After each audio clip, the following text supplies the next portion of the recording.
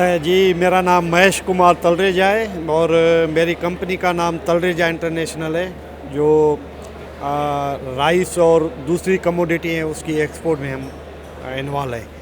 सो सबसे पहले तो मैं आपका शुक्रिया अदा करता हूं और मैं पूरी कौम को जश्न आज़ादी की मुबारकबाद देता हूं एडवांस में। इसके अलावा जो एक्सपो सेंटर कराची में फूड एक्सपो जो लगा हुआ है, मेरे ख्याल में ये बड़ा अच्छा, ये 2-3 साल से जो स्टेप लिया है टीडीएफ ने, तो मेरे ख्याल में ये बहुत अच्छा मुल्क के लिए और एक्सपोर्टर के लिए और हमारी आवाम के लिए, हमारी इकानमी के लिए, क्योंकि पिछली साल की निस्बत इस साल हमारे फॉरेनर्स जो हैं उन्होंने बहुत अच्छा पार्टिसिपेट किया है यहाँ पे और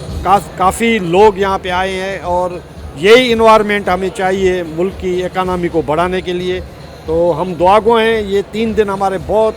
अच्छे और आला रहे और यहाँ पे बहुत हमारे को मतलब अच्छे कस्टमर आए, वो उन्होंने हमें अपने यहाँ पे एक्चुअली